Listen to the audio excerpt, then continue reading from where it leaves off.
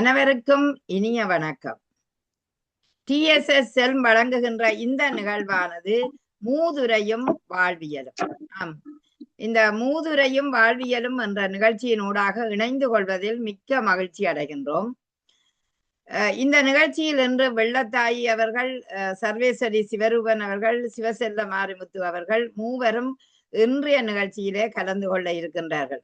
அந்த மூதுரை என்று நாங்கள் எடுத்தால் ஔவையார் அருளி செய்த மூதுரை, அதாவது முந்திய உரை, அதாவது முதுமையான உரையாகவே அவர் தந்த அந்த உரை எப்போதுமே எங்களுக்கு வாழ்வியலில மிகுந்த பலனை தரக்கூடிய ஒன்று.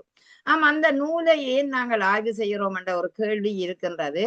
அதில் உள்ள நல்ல விடயங்கள் இன்றைய காலத்தோட சேர்த்து நாங்கள் அதை நல்ல விடயத்தை எடுத்துக்கொண்டு போயிருக்க இந்த பிள்ளைகளுக்கும் சரி பெரியவர்களுக்கும் சரி ஒரு நல்ல அனுபவமான பாடங்களை தரக்கூடியவை. ஆதலால் தான் மூதுரை, முந்தி உரைத்த அந்த உரையை நாங்கள் அழகாகவே இந்த மூதுரையில பார்த்து கொள்ளுகிறோம். அந்த பிள்ளையாருக்கான அந்த வாழ்த்தை நாங்கள் இந்த மூதுரையில் பார்த்தால் ஒரு அழகான ஒரு வாழ்த்தை அந்த மூதுரை கொண்டிருக்கின்றது. நினைத்து பார்த்தால் மனதிலே ஒரு மகிழ்ச்சி தோன்றுவதாகத்தான் எல்லோருக்கும் இருக்கும். ஏனென்றால் ஆத்தி சூடி அதுபோல இந்த மூதுரை எப்போதுமே முதன்மையான ஒரு அறிவை எங்களுக்கு தரக்கூடியது. இந்த கடவுள் வாழ்த்தை எடுத்து ஒரு பாடியிட்டு நாங்கள் இந்த நிகழ்வுக்கு போலாம். வாக்குண்டாம் நல்ல மனமுண்டாம் மாமலராள், நோக்குண்டாம் மேனினுடங்காது பூக்கொண்டு துப்பார் திருமேனி, தும்பிக்கையான் பாதம் தப்பாமல் சார்வார் நமக்கு. அந்த தும்பிக்கையானை வழிபடும் போது ஒரு நம்பிக்கை பலம் எங்களுக்கு கிடைக்கின்றது. அழகாக சொல்லுகிறார், அந்த தும்பிக்கையானின் பாதங்களை நாங்கள் வணங்கும் போது, அதாவது பூக்களை கொடுத்து அந்த பாதங்களை வணங்கும் போது அந்த தும்பிக்கையான் திருவடிகளை அர்ச்சிக்கும் ஒவ்வொரு கணமும் எங்களுக்கு வாக்குண்டாம் நல்ல மனமுண்டாம், நல்ல வாக்கு இருக்கும், நல்ல மனசு எங்களுக்கு வரும். அப்ப நல்ல சிந்தனை வரும். அந்த மாமலரால் பெருமைக்கு பொருந்திய செந்தாமரை பூவில் இருக்கும் அந்த இலக்குமியின் நோக்கம் உங்களுக்கு உருவாகும். அதாவது அவளுடைய அருட்பார்வை எங்களுக்கு நல்ல ஒரு செல்வத்தை தரக்கூடிய ஒன்று. ஆனால் விநாயக கடவுளின் திருவடிகளை பூசிப்பதற்கு கல்வியும் செல்வமும் நலமும் உண்டாகும் என்று அழகாகவே அந்த மூதுரையின் முதல் பாடல் எங்களுக்கு விளக்குகின்றது. அதனால் தான் அந்த மூதுரை காலத்தால் முந்தியது என்றாலும் ஞானத்தில் சால சிறப்பானது. அந்த மூதுரையை நாங்கள் ஒவ்வொரு பாடலாக பார்க்கும்போது மிக மகிழ்ச்சிக்குரியதாக இருக்கிறது. வெள்ளத்தாயை நாங்கள் முதலில் அழைத்துக் கொள்ளுகின்றோம். வெள்ளத்தாயி,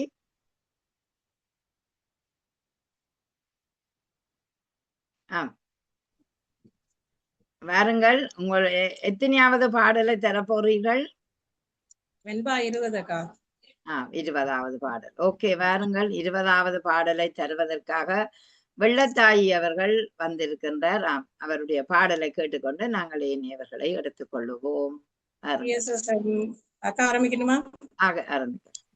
TSSM வழங்கும் மூதுரையும் வாழ்வியலும் என்ற தலைப்பில் இந்த களத்தில் உரையாற்றுவதில் மிக்க மகிழ்ச்சி. சகோதரி நகலா சிவநாதன் அக்கா அவர்களுக்கு என்னுடைய முதற்கண் மாலை வணக்கம்.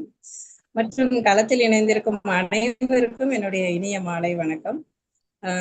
12ஆம் நூற்றாண்டிலே அவைப்பாட்டி வழங்கிய இந்த மூதுரை வெண்பாவை ஆய்வு பண்ணுவதற்கான ஒரு நல்ல வாய்ப்பை வழங்கிய அக்கா அவர்களுக்கு எனக்கு நான் மனமார்ந்த நன்றியை தெரிவித்துக் கொள்கிறேன். நிறைய வாழ்வியலுக்கான நிறைய கருத்துக்களை இதன் மூலமா என்னால கத்துக்க முடியுது. அப்படிங்கும்போது அதை விட ஒரு பெரிய மகிழ்ச்சி எதுவுமே இல்லை அப்படிங்கிறதுதான் உண்மை.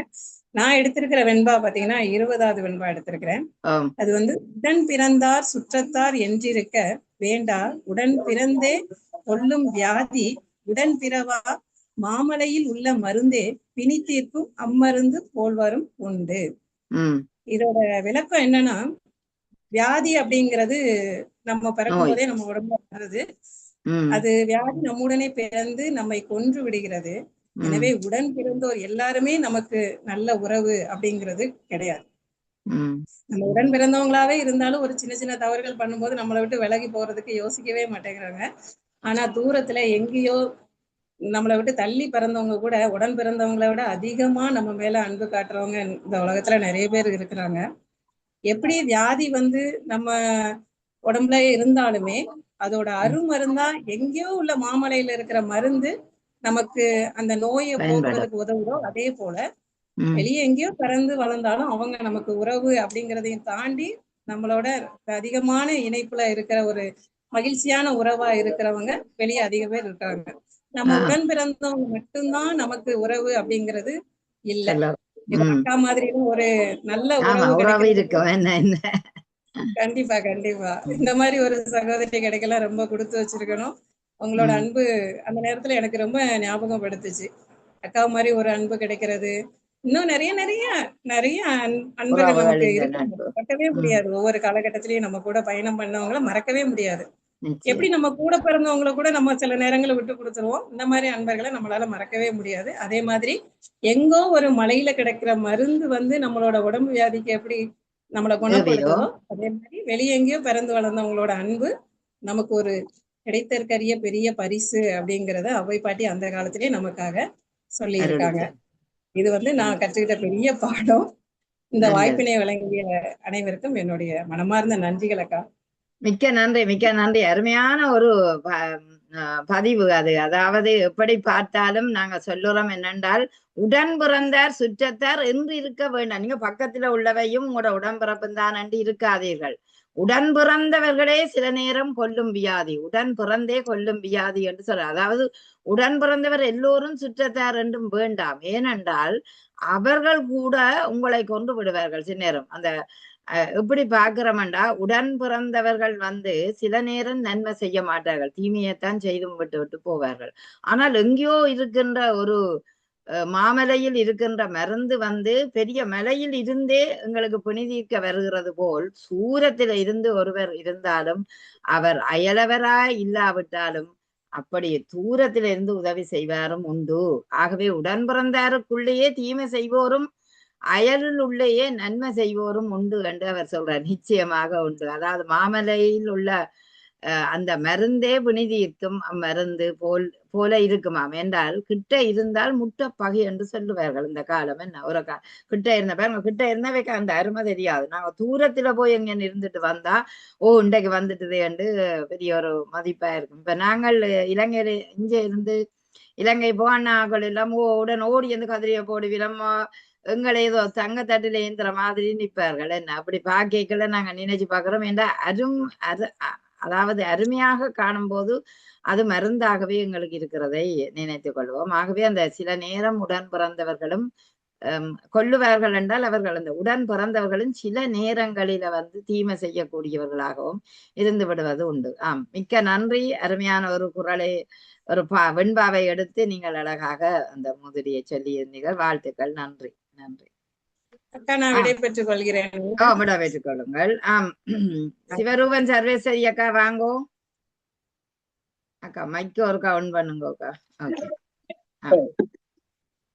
வாங்க வாங்க. டிடிஎஸ் கழகம் நடத்தும் மூதுரையும் வாழ்வியலும் என்ற காலகட்டத்தில் இன்று தலைமை தாங்கிக் கொண்டிருக்கும் தமிழ் மாமணி நவலா சிவநாதனுக்கும், இங்கே வாழ்வியலோடும் மூதுரையோடும் பங்கு பெற்ற வந்திருக்கின்ற கவிஞர்களுக்கும் இந்நேர வணக்கங்களும் வாழ்த்துக்களும் கூறிக்கொண்டு, அடக்கமுடையார் அறிவிலர் என்று எண்ணி கடக்க கருதவும் வேண்டார் மடத்தலையில் போடு மீனோட மீன் வருமளவும் வாடியிருக்குமாம் கொக்கு. அந்த 4 வரியை ஒரு வரியாக்கி ஒருவர் அடக்கமாக இருப்பது கண்டு அவரை வென்று அலட்சியம் செய்துவிட நினைப்பது அறியாமை. ஒருவர் ஏதோ ஒரு காரணத்துக்காக எந்த ஒரு அமைதியாக இருந்து ஆளுமையாக வர வேண்டும் என்ற எண்ணத்தின் லட்சியத்தின் ஒரு பாதையிலே அடக்கமாக இருந்திருக்கின்றார். ஒவ்வொரு மீன் வருமட்டும் அந்த சின்ன சின்ன மீன்களை எல்லாத்தையும் தவற விட்டுட்டு தனக்கு ஏற்ற மீன் வர வேண்டும் என்று அந்த மடத்தலையிலே காவல் இருக்கிறார். அப்ப அது வாடி இருந்தாலும் அது பொறுமையாக இருக்கிறது ஏன் என்று சொன்னால் அது நல்லதை கைப்பற்ற வேண்டும், நல்லதை பிடிக்க வேண்டும். அதுக்காகத்தான் அந்த ஓடுமீன் ஓடி உருமீன் பெருமளவும் வாடி இருக்குமா கொக்கு. நல்லவர்கள் எப்பவும் சரியான சந்தர்ப்பத்திலும் நேரத்திலும் சரியானதை தெரிந்து செய்யக்கூடியவர்களாகவும் இருப்பார்கள். ஒரு ஆசைகளை அடக்கி நாம் செய்ய வேண்டியதை லட்சியமாகவும் ஒரு கோட்பாடாகவும் நல்ல நிலையிலே நாம் செய்தால்தான் அது நமக்கு ஒரு மன நிறைவு என்ற நிலைக்கு வரும் என்பதை எதிர்நோக்கி போய்கொண்டிருக்கும் போது சில பேர் அதை பார்த்து நையாண்டி மேளம் கொட்டுவார்கள். இவர்களுக்கு ஒன்றும் தெரியாதவர்கள், இவர்களுடைய செயற்பாடுகள் இவர்களுக்கு முன்னேற தெரியாதவர்கள் என்று. ஆனால் சிறுக சிறுக சேமித்து ஒரு பெரியவர்கள் ஆகலாம். ஒரு கப்பலை உடைத்து குர்ணியாக்க கூடாது, குர்ணியை எடுத்துத்தான் கப்பலாக்க செய்வார்கள். அதுபோல் நாம் பொறுமையாக இருந்தாலும் எமக்கு சரியானதை செய்ய வேண்டும் என்பதுதான் அந்த எடுத்துக்காட்டாக இருக்கிறது. அங்கு ஒரு அடக்கமாக இருந்தாலும் பாடிக்கொண்டிருந்தாலும் அந்த சந்தர்ப்பத்தை எதிர்பார்ப்பது. ஆனால் இன்று வாழ்வியல்ல பார்க்கும் போது அப்படி இல்லை. ஆளா பறக்கிறார்கள், ஏதோ கையுக்குள்ள இருக்கிறதை எடுத்துக்கொண்டு போறார்கள். ஆனால் அடுத்த நிமிடம் என்ன இது காணுமா காணாதா என்கின்ற வாழ்வியல் ஒரு பலமான வாழ்க்கை பாதையிலே உணவுக்கு கூட நாளைக்கு வேண்டும் என்று சொன்னால் ஒவ்வொரு பிடியா சேர்த்து அது ஒரு பொறுமையான ஒரு பாத்திரம் என்று சொன்னால் அது இருக்கட்டும், அது அடக்கமாக இருக்கட்டும், இது இல்லாத நேரம் எங்களுக்கு தேவைப்படும் என்று. அதே சில பேர் என்ன செய்வார்கள், கிலோவில வேண்டி அப்படியே பானையில போட்டுட்டு அதை அப்படியே அழிச்சு விடுவார்கள். அப்ப நாளைய நிலை தெரியாமல் வாழ்கின்றதான் இன்றைய காலம். அப்ப இந்த வாழ்வியல் என்கின்ற ஒரு சந்தர்ப்பத்திலையும் ஒரு சூழ்நிலையிலும் அந்த காலத்திலேயே அந்த ஔவையார் தந்தது ஏன் எதற்காக என்று சிந்தித்து பார்க்கும் போது ஒருவர் பொறுமை அடக்கம் என்பது ஒரு ஆன்மீகத்துக்குள்ளும் அடங்கும், பொறுமைக்குள்ளே அடங்கும், ஒரு பக்குவத்துக்குள்ளே அடங்கும், அது ஒரு வரத்துக்குள்ளே அடங்கும். அது என்று சொன்னால் மன வலிமை உள்ளவன் அடக்கமானவன், பொறுமை கொண்டவன் அடக்கமானவன், எதையும் சீராக சிந்திப்பவன் அடக்கமானவன். இப்படிப்பட்ட ஒவ்வொரு கருத்து இந்த 4 வரிக்குள்ளே 40,000 கருத்தை தந்த இந்த ஔவையை இன்று இருந்தால் எப்படி நாங்கள் போற்ற வேண்டும்? இல்லாத போதே போற்றிக் கொள்ளும் போது, இருக்கும் போதே நாம் இதை அறிந்து கொள்ளாமல் இருக்கின்ற அறிவிலிகளாக இருக்காமல் நல்லொரு சமுதாயத்தை, நல்லொரு வாழ்வியலை, நல்லொரு கோட்பாடை, நல்லொரு லட்சியத்தை நாம் கட்டி காக்க வேண்டும். அதற்காகத்தான் தந்தார். அடக்க முடியார் அறிவிலர் என்று எண்ணி கடக்க கருதவும் வேண்டா மரத்தலையில் ஓடு மீனோட வருமளவும் வாடி இருக்குமாம் கொக்கு. அந்த கொக்க போல பொறுமையாக இருக்க இறைவன் அருளும் இந்நருளும் கூடி நிற்க இந்த சந்தர்ப்பத்திற்கு நன்றி கூறி விடைபெறுகின்றேன். நன்றி, வணக்கம், வாழ்த்துக்கள். நன்றி அக்கா, நன்றி. அருமையான ஒரு பாடல் எடுத்து இருந்தீர்கள்.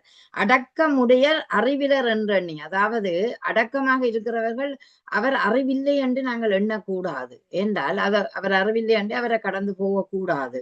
ஏன் என்று கேட்டோம்டா, பகவர் தக்க பகவர் வரும் வரையும் தான் அடங்கி இருப்பவரை அறிவு இவர் இல்லை என்று எண்ணினாலும் அந்த இவர் என்ன செய்வார், அறிவில்லாதவர் என்று நீங்கள் கருதி கடக்க அவரை வெல்வதற்கு கருத வேண்டாம் என்று நீங்க நினைக்க வேண்டாம் என்று சொல்லுகிறார். ஏனென்றா அடக்கமுடையவரின் வலிமை அறியாது அவரை வெல்ல நினைப்பதற்கு தப்பாது கேடு வரும் என்று சொல்றார். அதனால்தான் ஒடுமீனோட உருமீன் வருமளவும் வாடி இருக்குமா கொட்டு. அதாவது பெரிய ஒரு மீனை பிடிப்பதற்காக கொக்கு மிக சிறப்பாக காத்திருப்பார். அது வருது வருது வருது வருது என்று வருவார். ஆனா சில நேரம் அவருக்கு ஏமாற்றம் வந்து அவ்வளா நேரம் காத்திருந்தவர் அந்த பெரிய மீன் வரையில, சின்ன மீன் எல்லாம் போட்டுது. அப்ப போன மீனையும் இவர் விட்டுட்டார். அப்ப அந்த பெரிய மீனை லபக்கென்று பிடிப்பதற்காக அவர் இருந்தவர் அல்லோ. அப்ப கடைசியா ஒன்றும் இல்லாமலே அவர் போட்டார். அப்ப கையில உள்ள சில விடயத்தை நாங்கள் பயன்படுத்த வேண்டும். அதுவும் இல்லாமல் போனால் அந்த காசும் இல்லாம போனால் எங்களுக்கு ஒன்றுமே இல்லாம போடும். ஆதலால் தான் நாங்கள் எப்படி சொல்லுவோம் என்றால், அந்த அறிவுடையவர் எப்போதுமே கொக்கு விடுறது போல விடாமல் சில நேரங்களில சந்தர்ப்பம் வந்தால் அதை வாய்ப்பாக பயன்படுத்தி கொள்ள வேண்டும் என்றதுதான் என்னுடைய கருத்தாகவும் இருக்கின்றது. மிக்க நன்றி சிவரூபன் சர்வேஸ்வரி அவர்களுக்கு நான் நன்றியை கூறிக்கொள்கிறேன்.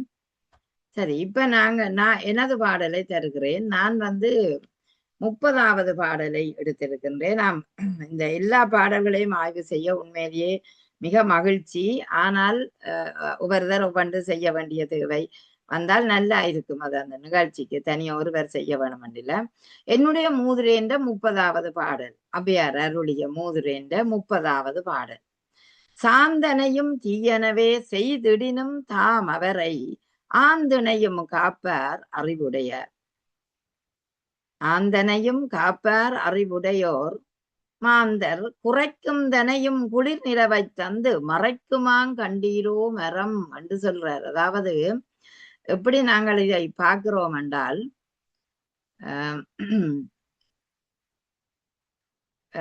இந்த இடத்துல நாங்கள் எப்படி பார்க்கிறோம் என்றால், சாந்தனையும் தீயனவே செய்திடினும் தாம் அவரை என்று வருது. இந்த சாந்தனை என்றால் எப்போதுமே அழித்தல் அல்லது கெடுதல் என்று சொல்லலாம். அதாவது தீங்கு செய்தல். அந்த சாந்தனையும் தீயனவே, இப்படி கெடுதல் செய்கிறது எப்போதும் தீயனவே என்று எண்ண வேணும். உங்களுக்கு யாராவது கெடுதல் செய்தால் அல்ல மற்றவருக்கு கெடுதல் செய்கிறவரை தீயவர் என்றுதான் எடுத்துக்கொள்வோம். அப்ப அந்த சாந்தனை என்றா தீய செயல்களை செய்வது.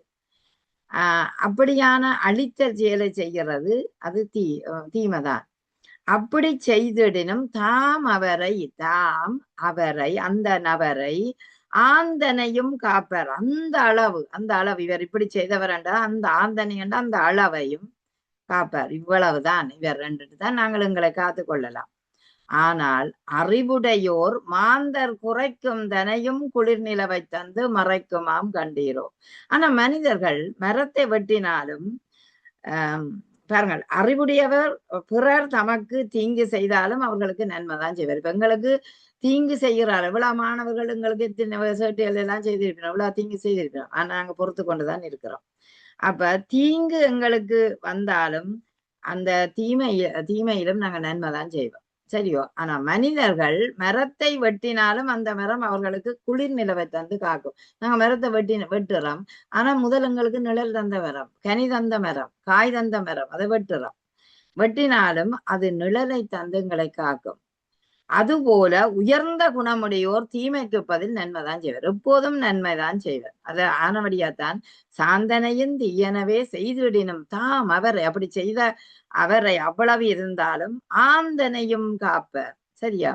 இங்கு ஆந்தனை என்று வரைக்குள்ள அதாவது துன்பம் அழிவு என்றதை பார்த்தேக்க ஆந்தனை என்ற இந்த சொல்லு அதிகம் பயன்படுத்தாத ஒரு சொல்லு.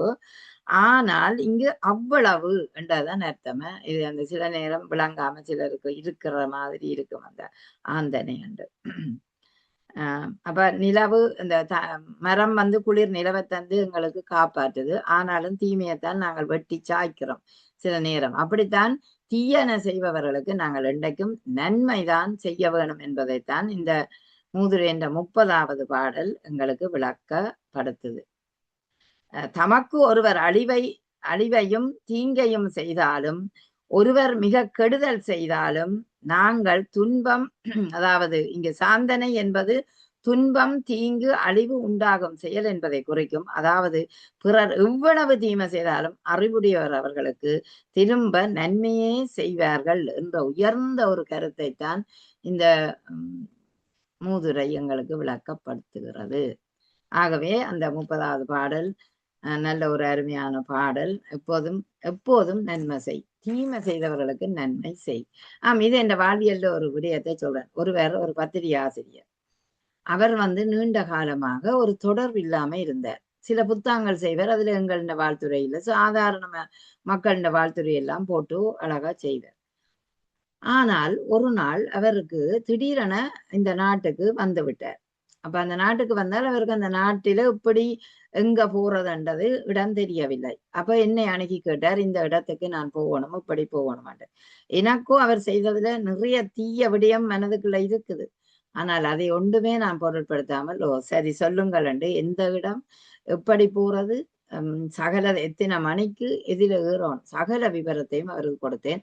அவர் அது அப்படியே அந்த இடத்தை சென்றடைந்தார். சரியோ, சென்றடைந்தவர் ஒரு பதிலும் எனக்கு போடவில்லை. காரணம் எங்களுக்கு ஒரு பதிலும் எங்களுக்கு போடையில. ஏனண்டா அந்த நன்றி செய்தவருக்கு நன்றியும் இல்லை. நான் தான் எழுதி கேட்டேன், நீங்கள் சரியா போட்டிகளோன்று. பின் அவர் சொன்னார், ஓ நான் போய் சேர்ந்துட்டேன். அப்ப தீமை செய்தாலும் அவருக்கு நாங்க நன்மைதான் செய்யறோம்.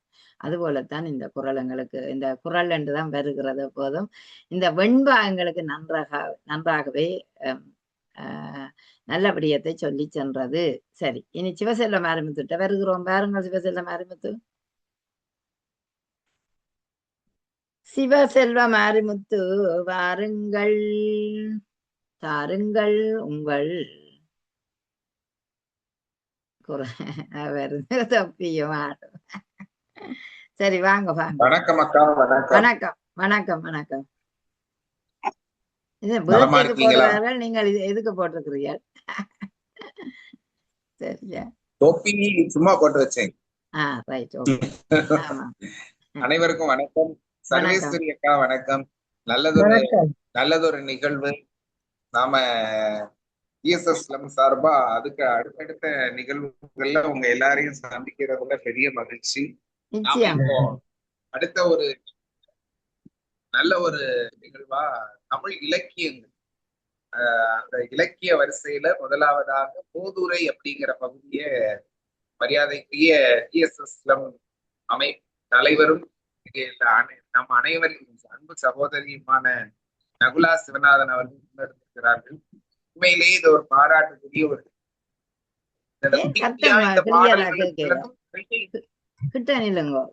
இணைப்பு.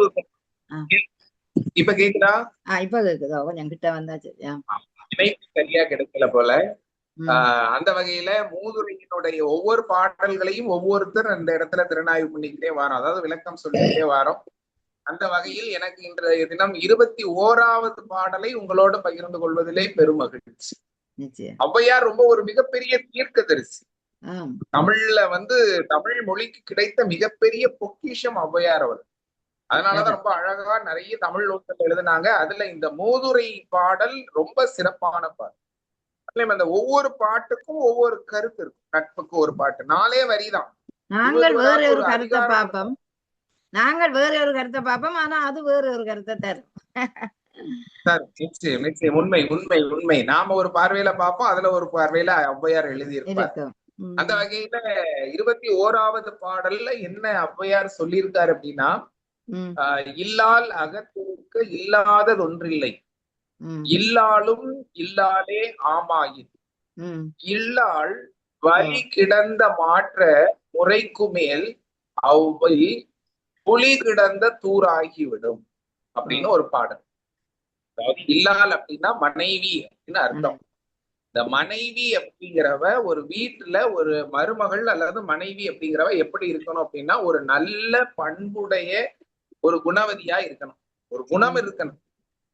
வாக்கப்பட்ட எல்லாரும் மனைவி ஆயிட முடியாது. அந்த நல்ல குணமுடைய பெண் தான் மனைவி அப்படின்னே ஔவையார் முதல் வரியில சொல்றாரு. இல்லால் அப்படின்னா நல்ல குணங்களை மட்டும் உடையவள்.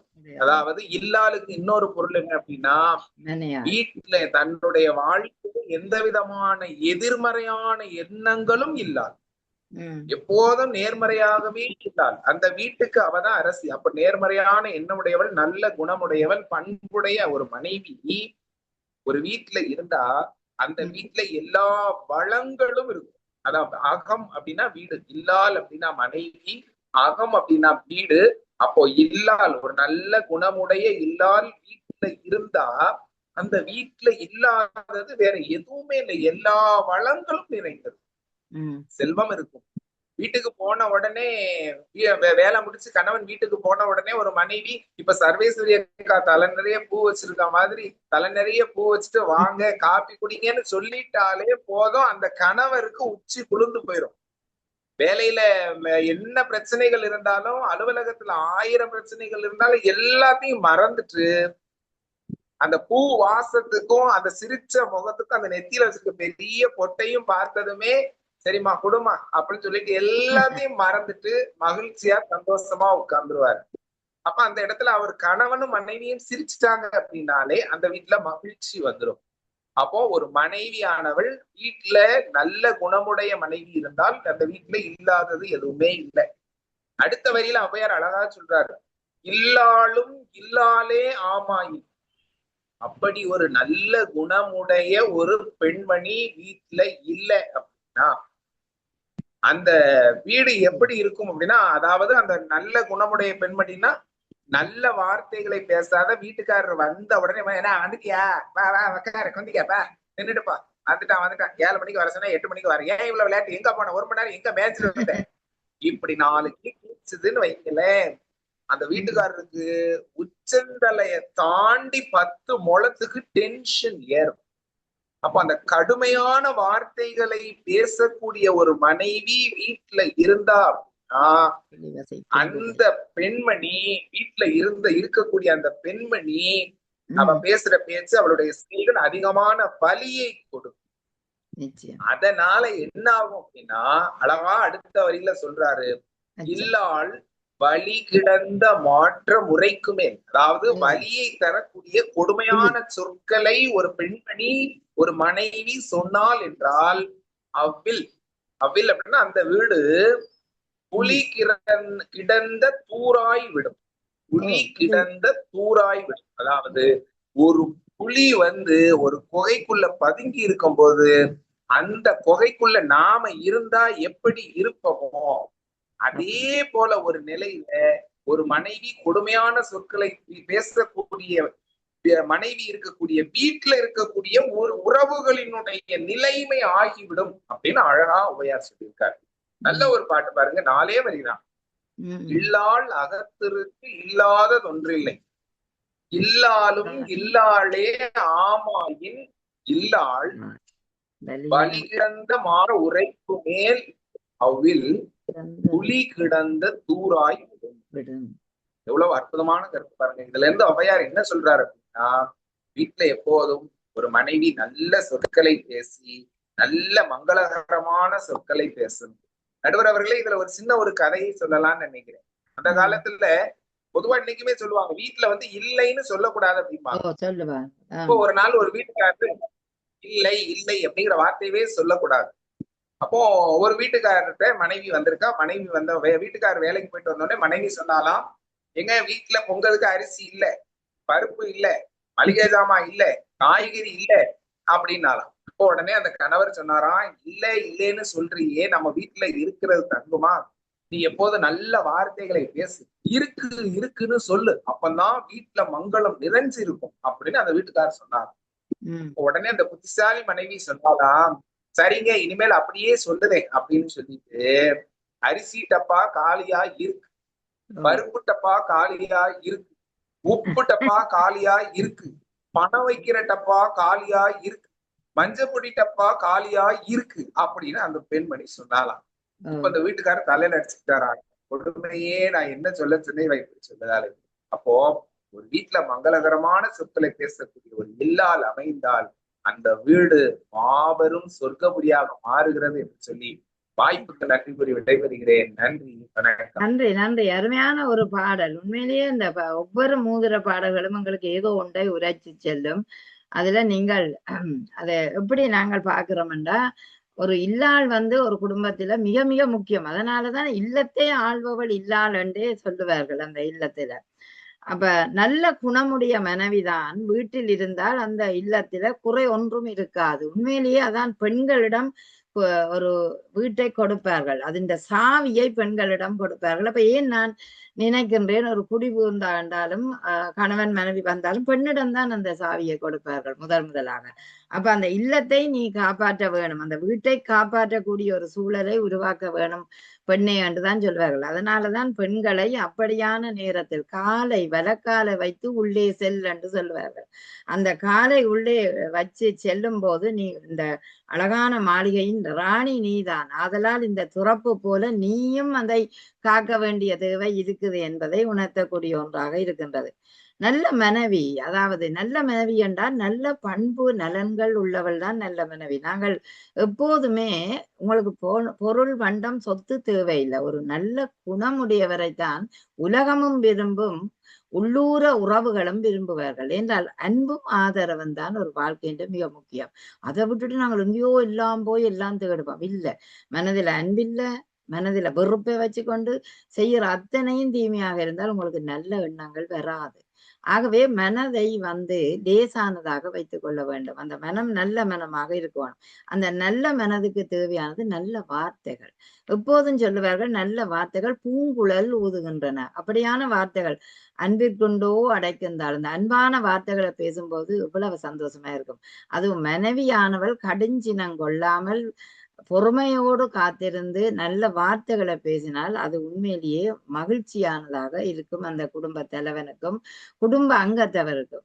ஆதலால் தான் அந்த நல்லாக இல்லாமல், அதாவது தீய சொற்களை பேசி சுடுகின்ற வார்த்தைகளை சொல்லக்கூடிய ஒரு பெண்ணாக இருந்தால் அந்த வீடு எப்படி இருக்கும் என்றால் புலி வசிக்கும் குகையில் போன்ற ஒரு அச்சத்தை உருவாக்கும். நிச்சயமாக.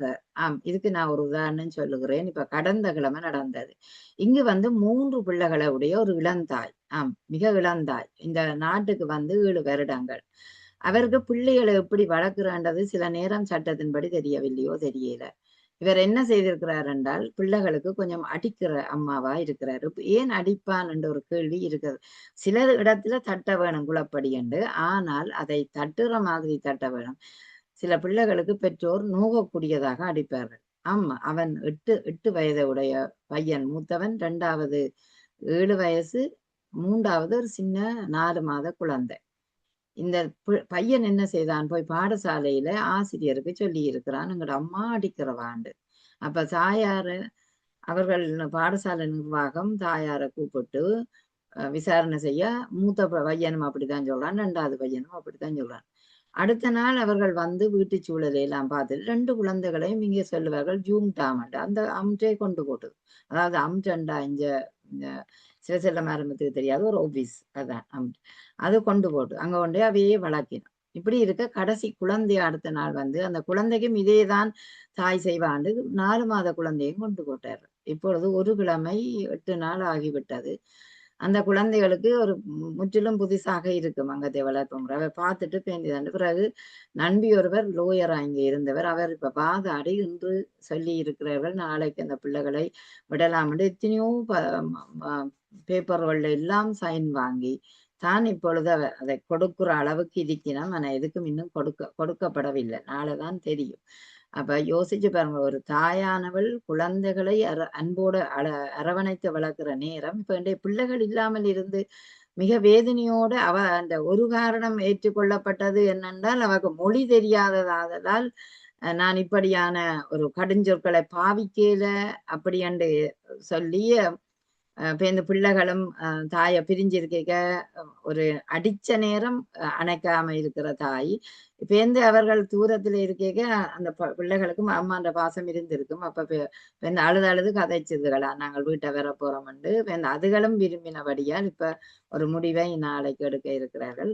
அதனால இப்ப பாருங்க இவ்வளவு திருந்தி வாழ வேணும் என்று அந்த பெண் இருக்கின்றாள். அதனால் தான் இல்லாள் என்பவள் இல்லத்தை அரசாளக்கூடிய அந்த பெண் அந்த குழந்தைகளோடு அன்பாக இருக்க வேண்டிய காலத்துல அதை நழுவ விட்டு மீண்டும் அவ தன்னை சீர்தூக்கி பார்த்து திருந்தி இனியாவது அந்த இல்லத்தை ஆளக்கூடியவளா வர வேணும் என்றது எனக்கு இந்த உங்களோட குரலின் மூலம் தெரிய வருது. உண்மை சம்பவம், பேர் விவரங்கள் சொல்லக்கூடாது, உண்மை சம்பவத்தை நான் சொல்லுகிறேன். இப்படி பார்த்தோம்னா இன்றைக்கு உண்மையிலேயே மிக சிறப்பான அந்த 3 பேருடைய 4 பாடல்களையும் பார்த்திருந்தோம். உண்மையிலேயே அருமையான இந்த பாடல்கள் எங்களுக்கு இன்னும் தேடலை உருவாக்குது. 2வது நல்ல வாழ்க்கை.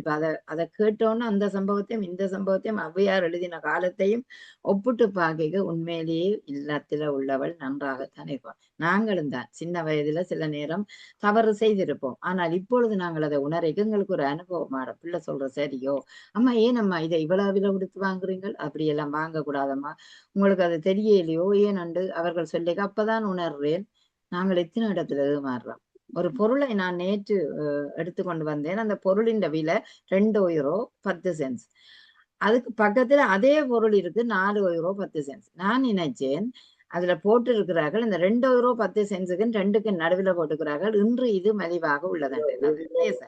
நான் உடனே அந்த 2.10 தானண்டு அது 4 € விற்கக்கூடியது 2.10 போட்டிருக்கேன். நான் வீட்டுக்கு எடுத்துக்கொண்டு வந்துட்டேன்.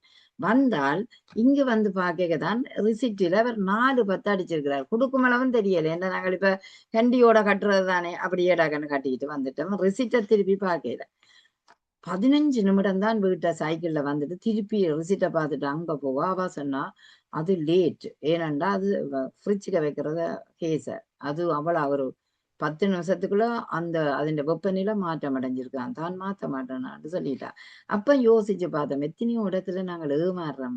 ஆகவே ஏமாற்றங்கள் கூட நாங்கள் சரியாக ஜாக்கிரதையாக இருக்க வேண்டும் என்பது எங்களுக்கு ஒவ்வொரு அனுபவமும் காட்டுகிறோம். அப்ப இனிமேல் நாங்கள் கட்டாயமாக ரிசிப்டை பார்ப்போம், அதன் விலையை பார்ப்போம்.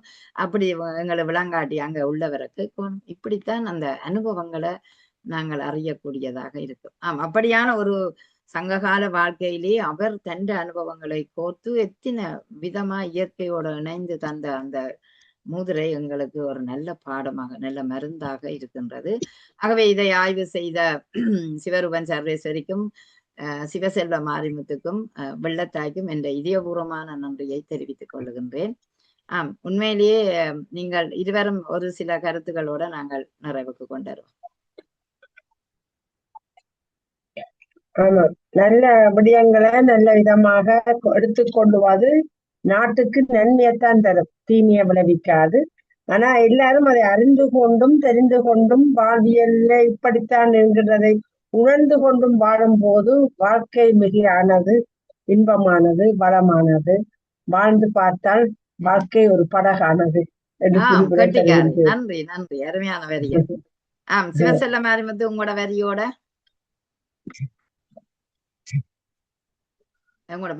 அருமை. நல்ல பல கருத்துக்களை பலருக்கு சென்றடையக்கூடிய நிகழ்வு இந்த நிகழ்வு. இப்படியான நிகழ்வு இன்னும் நிறைய நடக்கணும். இதே போல ஒவ்வொரு தமிழ் இலக்கியத்தையுமே நாம இந்த மாதிரி செஞ்சோம் அப்படின்னா நிறைய கல்லூரி மாணவர்கள் பயன்படும். வாழ்த்துக்கள் சவால். நன்றி நன்றி, மிக்க நன்றி. இந்த ஒரு அருமையான நேரத்தில் இணைந்து கொண்ட அத்தனை பேருக்கும் என்ற இதயத்து நன்றியை தெரிவித்துக் கொண்டு TSS செல்ம் சார்பாக உங்கள் அனைவரைக்கும் நன்றியோடு நினைத்துக் கொள்ளுகிறோம். நன்றி, வணக்கம்.